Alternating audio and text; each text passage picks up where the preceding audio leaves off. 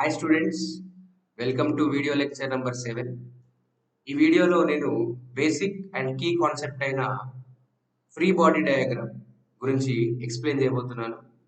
మీరు కనుక free body diagram పర్ఫెక్ట్గా డ్రా చేయగలిగితే ఇలాంటి complex related structure or beam ఏదైనా కానీ దాంట్లోంచి ఏదైనా ఒక ఇండివిజువల్ మెంబర్ ఈ 1 2 అనే ఈ ఇండివిజువల్ మెంబర్లోని ఫోర్సెస్ కూడా డ్రా చేయొచ్చు. మీకు ఈ ఫ్రీ బాడీ డయాగ్రామ్ అనేది ఏమిస్తుంది అంటే external forces, external reactions, internal forces also, not only forces but also moments, external moment, external internal moment. Okay, డెఫినేషన్కి వెళ్ళండి.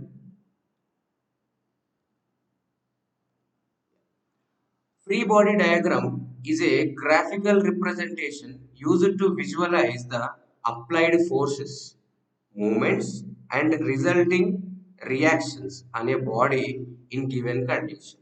ఓకే, ఫ్రీ బాడీ డయాగ్రామ్ అనేది ఎలాంటి డయాగ్రామ్ అంట, అది ఒక బాడీ యొక్క రిప్రజెంటేషన్. కాకపోతే ఆ బాడీలో ఆ బాడీ పైన ఎలాంటి అప్లైడ్ ఫోర్సెస్ పనిచేశాయి, ఎలాంటి అప్లైడ్ మూమెంట్స్ పనిచేశాయి, అండ్ రిజల్టింగ్ గా ఎలాంటి రియాక్షన్స్ వచ్చాయి. ఈ రిజల్టింగ్ రియాక్షన్స్ లో మనకు ఎక్స్టర్నల్ టైప్ ఉంటాయి, ఇంటర్నల్ టైప్ ఉంటాయి, ఫోర్సెస్ ఉంటాయి, మూమెంట్స్ కూడా ఉంటాయి. ఓకే, సో ఈ ఫ్రీ బాడీ డయాగ్రామ్ ని మనము ఒక 3-4 ఎగ్జాంపుల్స్ తో నేర్చుకుందాం. ఫస్ట్ ఎగ్జాంపుల్ చూడండి. ఫస్ట్ ఎగ్జాంపుల్, ఇక్కడ ఒక వాల్ ఉంది. ఇలా ఈ వాల్లోకి సమ్ రోప్స్ టై చేశారు. ఇలా రోప్స్ టై చేశారు. సమ్ ఫ్రీ స్టేట్లో ఉన్నాయి, అంటే లోడ్ వేయలేదండి ఇంకా. ఓకే, ఫ్రీ స్టేట్లో ఉన్నాయి. నేను ఇలాంటి అరేంజ్మెంట్ పైన ఏం చేశాను, డబ్ల్యూ లోడ్ వేసాను.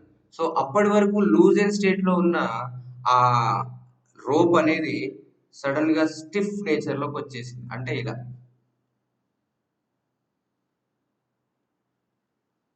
ఓకే, మనకు తెలుసు కేబుల్స్, రోప్స్ వేటి కోసం డిజైన్ చేస్తారు జనరల్ గా? టెన్షన్. అవి టెన్షన్ మాత్రమే తీసుకోగలవు.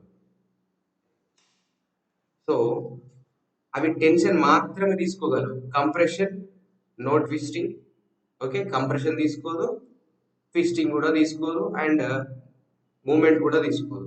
అంటే ట్రాన్స్వర్స్ ఫోర్స్ వల్ల వచ్చే రొటేషన్ కూడా తీసుకోదు. Okay, only it can capable of handling tension. Okay, right. So దీనికి సంబంధించిన ఫ్రీ బాడీ డయాగ్రామ్ చూడండి. ఫ్రీ బాడీ డయాగ్రామ్ అంటే ఏంటి? అప్లైడ్ ఫోర్సెస్ చూపించాలి, బాడీని కూడా చూపించాలి, రైట్, అండ్ రియాక్షన్స్ చూపించాలి.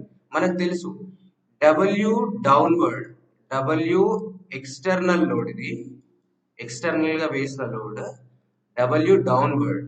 ఓకే, దీన్ని రెసిస్ట్ చేయాలి, ఈ బాడీ అనేది ఈక్విలిబ్రియం లో ఉండాలి అంటే డెఫినెట్లీ రియాక్టివ్ ఫోర్సెస్ అనేవి వాల్లో జనరేట్ అవుతాయి. అవి ఇలాంటి పైకి. Okay, if this angle is same some X X, okay, ఇలా జనరేట్ అయిపోతుంది. ఓకేనా? సో ఈ రోప్ లో ఇదిగో చూడండి, ఈ ఎక్స్టర్నల్ లోడ్ అప్లై చేయగానే ఎక్స్టర్నల్ రియాక్షన్స్ వచ్చాయి వాల్లో. ఓకే, ఎక్స్టర్నల్ లోడ్ అప్లై చేస్తే ఎక్స్టర్నల్ రియాక్షన్స్ వచ్చాయి. సో ఇక్కడ మనకు మెంబర్ ఎవరు? ఈ కేబుల్. అవునా? ఈ కేబుల్ అనేది దేనికి సబ్జెక్ట్ అవుతుంది అంటే, let us see here.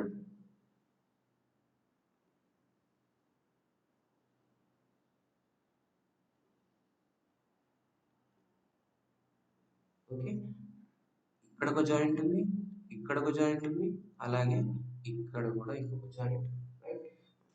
So ఈ జాయింట్ అనేది ఈక్విలిబ్రియం లో ఉండాలి అంటే పైకి ఒక ఫోర్స్ పోతుందండి, పైకి ఒక ఫోర్స్ పోతుంది. మరి పైకి ఒక ఫోర్స్ పోతున్నప్పుడు ఈ జాయింట్ ఈక్విలిబ్రియం ఉండాలి అంటే కిందికి ఆటోమేటిక్ గా ఫోర్స్ ఉండాలి కదా. ఎస్. సో అలాగే ఇక్కడ చూడండి, ఈ ఈ జాయింట్ దగ్గర 1 2 3, థర్డ్ జాయింట్ దగ్గర ఎక్స్టర్నల్ లోడ్ పనిచేస్తుంది. సో ఎక్స్టర్నల్ లోడ్ పనిచేస్తుంది, దీన్ని బ్యాలెన్స్ చేయడానికి బాడీలో ఇంటర్నల్ ఫోర్స్ పైకి పనిచేయాలి, రైట్. సిమిలర్లీ ఇక్కడ కూడా ఓకే. చూడండి 1 2 3. సో ఇలా నేను సింగిల్ డాట్ ఇలా పెట్టినవన్నీ ఎక్స్టర్నల్ టైప్ అండి. ఓకే. సో డబల్ యారోతో ఇండికేట్ చేసినవన్నీ ఇంటర్నల్ టైప్. ఓకే. సో ఈ టోటల్ బాడీని మనం ఏమంటామంటే ఫ్రీ బాడీ అంటాం. సో ఫ్రీ బాడీ అంటే ఏంటి? అప్లైడ్ ఫోర్సెస్ మూమెంట్స్ ఇండ్యూస్ చేయాలి ఆ డయాగ్రామ్ లో. అలాగే resulting reactions, right, resulting reactions external type, resulting reactions in internal type కూడా రిప్రజెంట్ చేయాలి. Okay. Second example simply supported beam. Okay. Simply supported beam draw చేయండి అనగానే కొందరు ఇలా డ్రా చేస్తారు,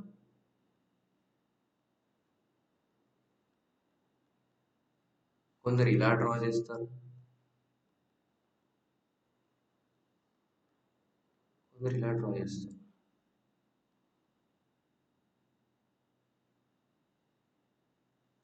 ఓకే.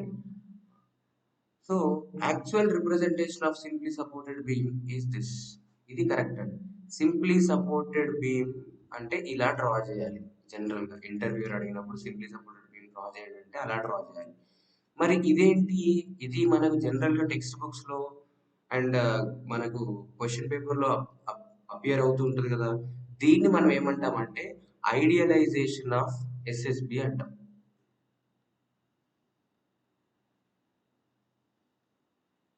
ఈ ఎస్ఎస్బి అంటే దాని క్రాస్ సెక్షన్ తీసుకుంటే ఇది డెప్త్, ఇది విడ్త్, కరెక్ట్ అండి. ఇక్కడ దాని సెంటర్ ఆఫ్ గ్రావిటీ ఉంటుంది. ఈ centre of gravity cross section ఇక్కడ ఉంటుంది. ఓకే. ఈ క్రాస్ సెక్షన్ ఇక్కడ ప్రొజెక్ట్ చేసినాం.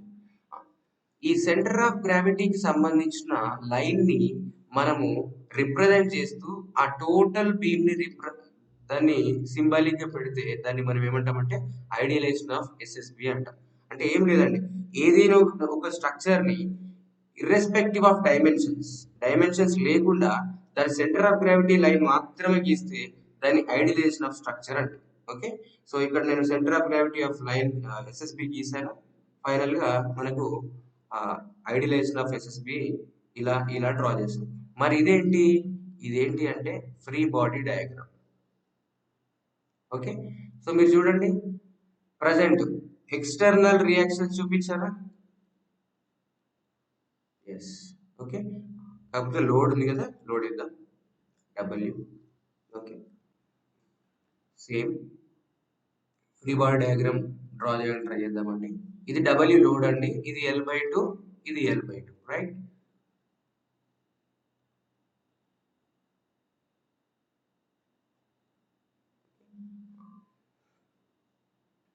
So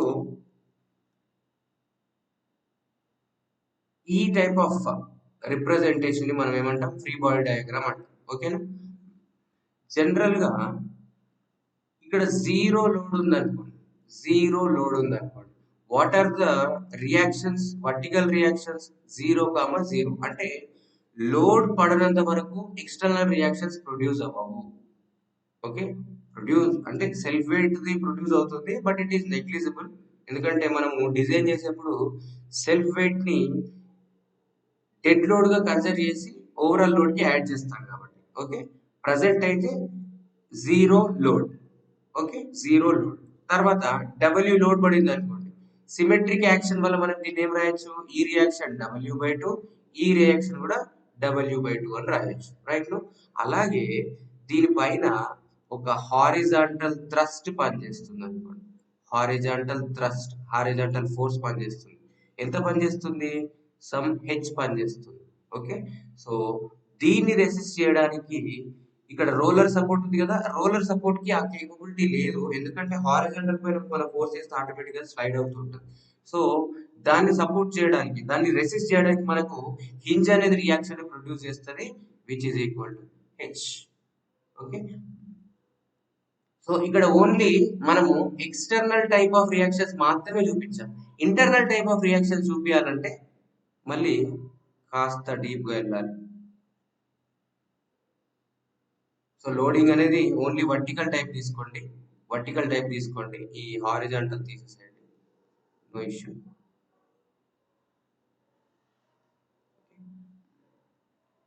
so this is W/2 and this is W/2. Take any section x, right. ఈ XX సెక్షన్ ని మీరు అబ్జర్వ్ చేయండి, ఇది W/2. టు బి ఈ ఈ పోర్షన్ అనేది ఈక్విలిబ్రియం లో ఉందా? లేదు. ఎందుకంటే summation of vertical forces must be equal to 0 for equilibrium. అవునా? ఈక్విలిబ్రియం లో ఉండాలి అంటే వర్టికల్ ఫోర్సెస్ మస్ట్ బి 0. అంటే ఆ వర్టికల్ ఫోర్స్ అంటే ఈ సపోర్ట్ దగ్గర వచ్చే upward right side vertical force ని బ్యాలెన్స్ చేయడానికి ఇప్పుడు బీమ్ యాక్షన్ లోకి వచ్చింది. బీమ్ అనేది జనరల్ గా డౌన్వర్డ్ వర్టికల్ ఫోర్స్ ని జనరేట్ చేస్తుంది. ఓకే, ఇప్పుడు ఏమవుతుంది? W/2 upward due to reaction plus W/2 downward due to member. అంటే అక్కడ ఉండే simply supported member by default గా ఇంటర్నల్ ఫోర్స్ జనరేట్ చేసేసింది. Okay, so which is equal to 0. అప్పుడు ఈ సెక్షన్ అనేది ఈక్విలిబ్రియం లో ఉంటుంది, స్టేబుల్ గా ఉంటుంది. సో ఫైనలీ మనం ఏం చెప్పొచ్చు అంటే ఒక అన్స్టేబుల్ ఎఫ్బిడి, ఏది అన్స్టేబుల్ ఎఫ్బిడి ఏదంటే ఇది. ఇప్పుడు ఇది అన్స్టేబుల్ గా ఉంది కదా, దీన్ని స్టేబుల్ చేయడానికి అన్స్టేబుల్ ని స్టేబుల్ ఎఫ్బిడి చేయడానికి మనకు స్టేబుల్ ఎఫ్బిడి చేయడానికి మనకు ఇంటర్నల్ ఫోర్స్ అనేది పనిచేస్తుంది. ఓకే, ఇంటర్నల్ ఫోర్స్ అంటే బై డిఫాల్ట్ గా మనం ఏమనుకోవచ్చు అంటే internal force is the force which stabilize the unstable FBD. Okay, ఇక్కడ అన్స్టేబుల్ గా ఉండింది ఫస్ట్ బీమ్ కనుక ఇంటర్నల్ ఫోర్స్ జనరేట్ చేయకపోతే డెఫినెట్ గా అన్స్టేబుల్ గా ఉండేది ఆ సెక్షన్. అంటే రొటేట్ అయ్యేది ఇలా అబౌట్ దిస్ పాయింట్, ఇలా రొటేట్ అవుతూనే ఉంటుంది, అన్స్టేబుల్ కదా. సో ఆ బాడీ స్టేబుల్ లో ఉండాలి అంటే నీకు డెఫినెట్ గా ఒక ఇంటర్నల్ ఫోర్స్ అనేది జనరేట్ అవ్వాలి. ఈ ఇంటర్నల్ ఫోర్స్ అనేది ఎవరు జనరేట్ చేస్తారు అంటే మెంబర్స్ జనరేట్ చేస్తారు, అంటే మన బీమ్ మెంబర్స్ జనరేట్ చేస్తారు. సో అన్స్టేబుల్ ఎఫ్బిడిని స్టేబుల్ ఎఫ్బిడిగా మార్చేది ఇంటర్నల్ ఫోర్స్. సిమిలర్లీ అన్స్టేబుల్ ఎఫ్బిడిని ఇంటర్నల్ మూమెంట్ కూడా స్టేబుల్ ఎఫ్బిడిగా మారుస్తుంది. దానికి బెస్ట్ ఎగ్జాంపుల్ ఇదండి. మూమెంట్ క్యాంటిలివర్ ఫ్రీ హ్యాండ్ లో మూమెంట్ పడింది. సో ఇక్కడ ఒక సెక్షన్ XX తీసుకోండి,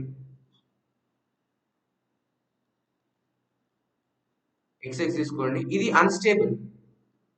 సో ఇది స్టేబుల్ కావాలి అంటే మీరు ఏం చేయాలి? ఆపోజిట్ డైరెక్షన్ లో ఒక మూమెంట్ వేయాలి. ఎందుకంటే summation of moments must be equal 0 at any point. Okay, so XX. So ఇది అన్స్టేబుల్, ఇది స్టేబుల్ కదా. దీన్ని ఎవరు బ్యాలెన్స్ చేశారు? ఇంటర్నల్ మూమెంట్ బ్యాలెన్స్ చేసింది. ఈ ఇంటర్నల్ మూమెంట్ ఎవరు ప్రొడ్యూస్ చేస్తాడు? బీమ్ ప్రొడ్యూస్ చేస్తాడు. ఓకే, సో ఫైనల్ గా బాడీ ఈక్విలిబ్రియం లో ఉండాలంటే summation of horizontal 0, vertical 0, moment 0. ఇది ఫస్ట్ అబ్జర్వేషన్ మనం చూసింది, రైట్. రెండో observation external load must be is equal to external reactions. మూడో observation internal force or internal moment are induced by member oblique internal hinge or internal link. Okay, ఇది బాగా గుర్తుపెట్టుకోండి, మళ్ళీ next వీడియోకి వచ్చేసరికి చెప్పేస్తాను నేను. Third observation internal force or internal movement converts unstable FBD into stable FBD. Unstable FBD into stable FBD. Okay, ఇది third observation. Okay, so finally మీరు simply supported related, sorry,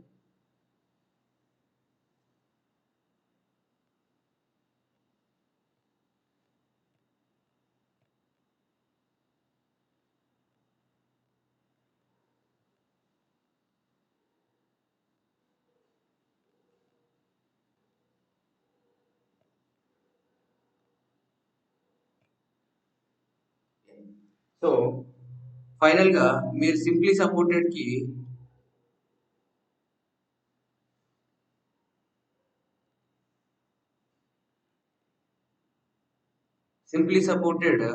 free body diagram draw చేయమంటే ఇలా draw చేస్తారు.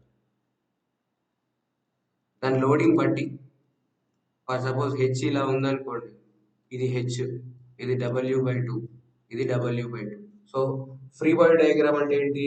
Final గా external loading చూపించాలి, అంటే applied load చూపించాలి, produced reactions చూపించాలి, అండ్ మీరు ఏదైనా సెక్షన్ ని కట్ చేస్తే, ఇలా కట్ చేస్తే ఆ కట్ సెక్షన్ యొక్క ఇంటర్నల్ ఫోర్స్ కూడా రిప్రజెంట్ చేయాలి. ఓకే, సో ఇప్పుడు ఎగ్జాంపుల్ నెంబర్ 5, ఎగ్జాంపుల్ నెంబర్ 4 చూద్దాం. ఎగ్జాంపుల్ నెంబర్ 4 తర్వాత 3 చూద్దామండి. ఓకే, సో ఫస్ట్ బాడీ చూడండి. థర్డ్ మళ్ళీ చెప్తాను, ఇది చెప్పిన తర్వాత. ఇది మీరు సింపుల్ స్ట్రెస్ అండ్ స్ట్రెయిన్స్ లో చూసిన టాపిక్. ఫస్ట్ ఆఫ్ ఆల్ ఈ బాడీ ఈక్విలిబ్రియం లో ఉందా లేదా చెక్ చేసుకోండి.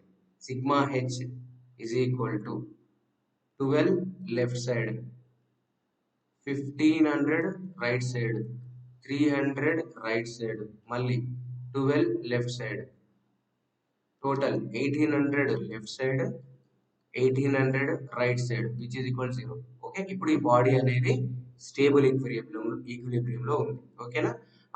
సో ఇది first rod, second member, third member, right? So first member కి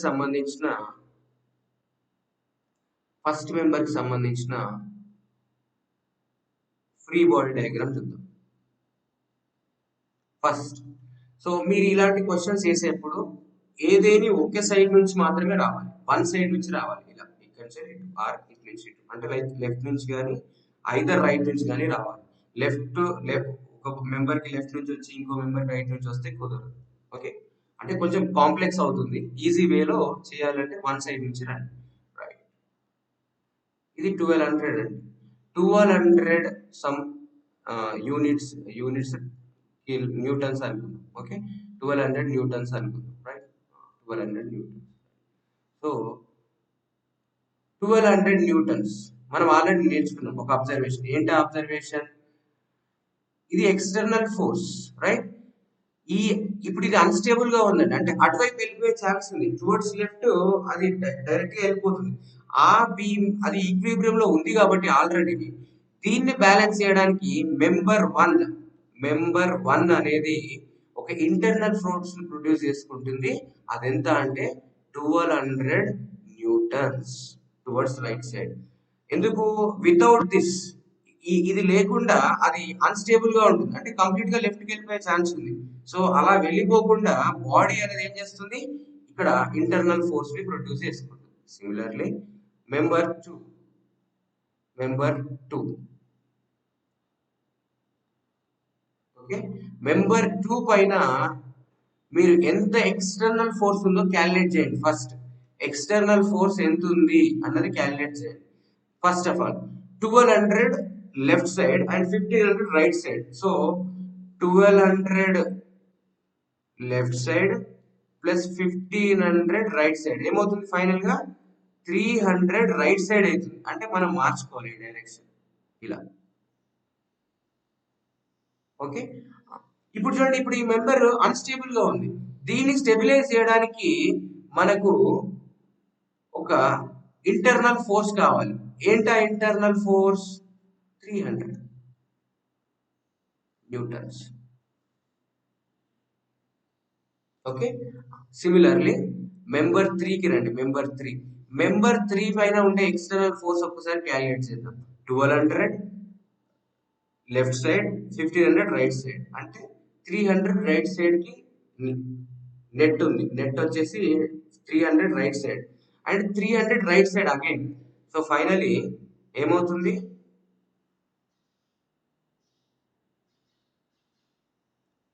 1200 లెఫ్ట్ సైడ్,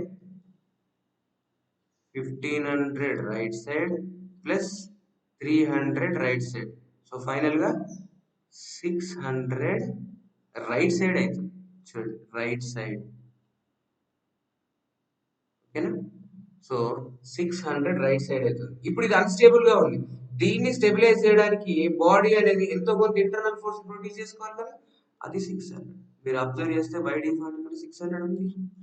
ఎందుకంటే ఆల్రెడీ అది స్టేబిలైజ్ అయిపోయింది కాబట్టి అక్కడ 600 ఉంది. ఓకే. సో ఫైనల్ గా మీరు చెప్పండి, మెంబర్ 1 లో ఎలాంటి ఫోర్స్, మెంబర్ 1 లో ఎలాంటి ఫోర్స్ పనిచేస్తుంది? మెంబర్ 1 లో ఎలాంటి ఫోర్స్ పనిచేస్తుంది? టెన్జైల్. టెన్జైల్ విత్ 1200 న్యూటన్ కదా. మెంబర్ 2 లో ఎలాంటి ఫోర్స్ పనిచేస్తుంది? Compressive with 300 Newton, right. Member 3 లో compressive with 600 Newton of magnitude. ఇప్పుడు మీరు already tensile 1200 member 1, for member 2 300 compressive,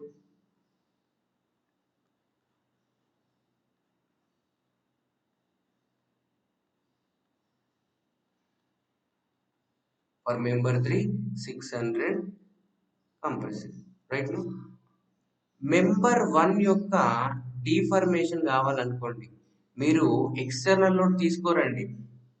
దీనిపైన ఉండే P1 L1 A1 E1 ఇలానే తీసుకుంటారు. P1 అంటే ఏంటి? Load corresponding to first member.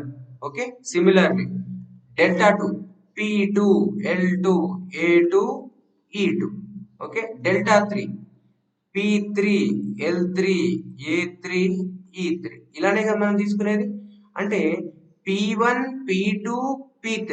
So P1 ఎంత? 1200 న్యూటన్ టెన్జైల్. ఓకే. అలాగే P2 ఎంత? 300 కంప్రెసివ్. P3 ఎంత? 600 కంప్రెసివ్, రైట్. సో మీరు చూడండి, ఈ 1200 300 600 అనేవి ఎక్స్టర్నల్ ఫోర్సా ఇంటర్నల్ ఫోర్సా? బేసికలీ 2 మీద ఉన్న ఎక్స్టర్నల్ ఫోర్స్ ఎంత? 1500. Actually speaking it's not 1500, it's 300 only. మనం రిజల్టింగ్ తీసుకోవాలి కదండి. 1200 ఇటు 1500 అంటే రిజల్టింగ్ ఎంత? 300, right. No 300 compression. So 1200 1500.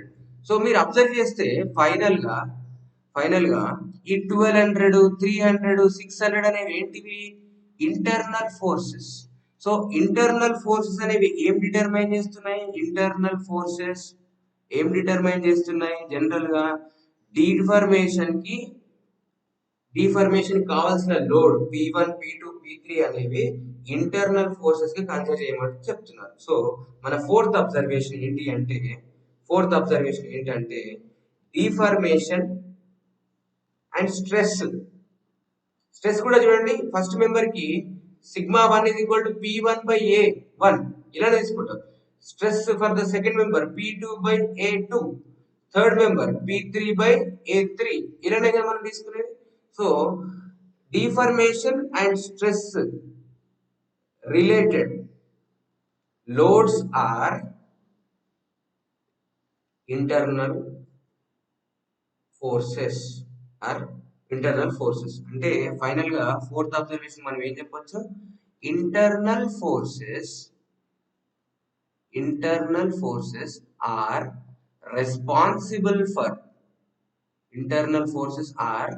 Responsible for defamation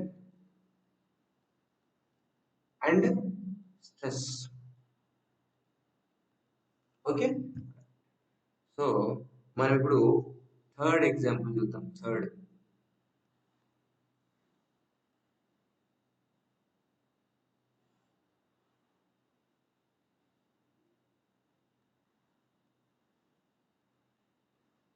ఇది 1200 అండి, ఇది 600, ఇక్కడ ఎంత ఉంది 600.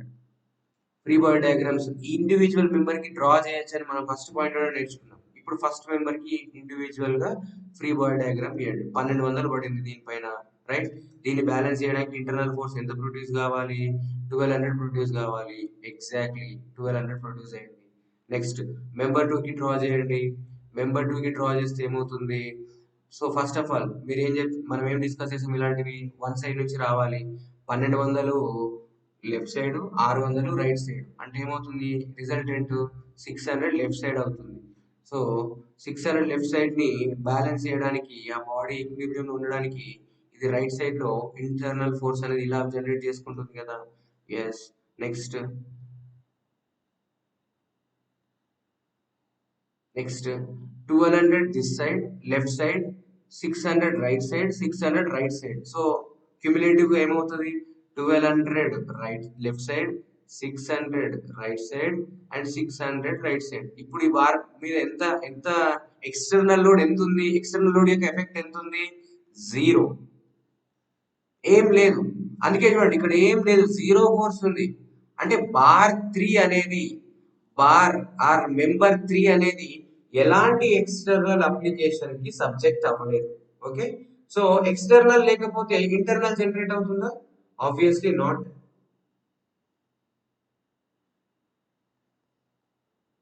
Okay, zero. సో ఫైనల్లీ ఇప్పుడు చూడండి, దీంట్లో టెన్సైల్ ఫోర్స్ ఉంది, దీంట్లో టెన్సైల్ ఫోర్స్ ఉంది, దీంట్లో జీరో ఫోర్స్ ఉంది.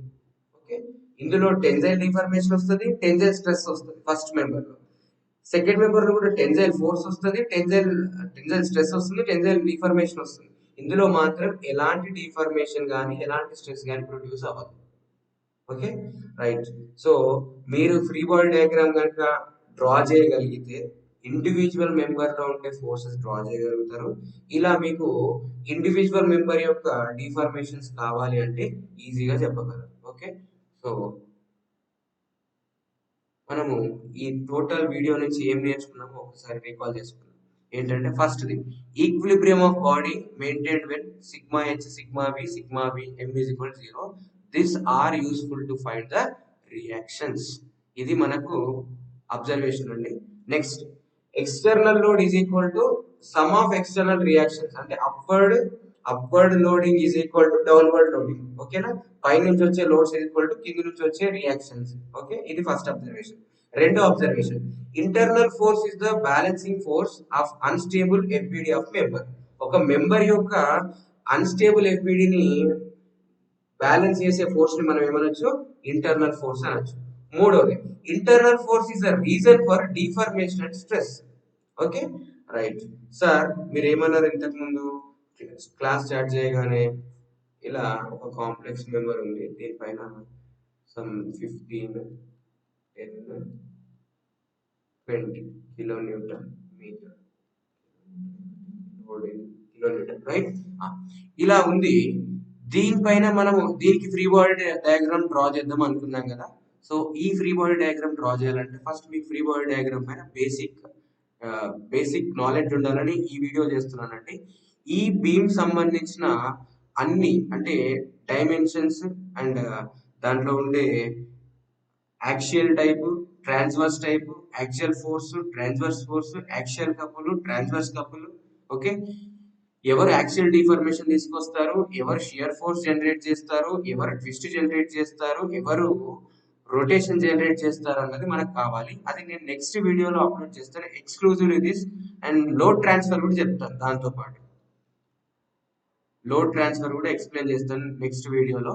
Okay, thank you. సో మీకు ఈ వీడియో నచ్చితే లైక్ చేయండి, ప్లీజ్ సబ్స్క్రైబ్ అండ్ షేర్.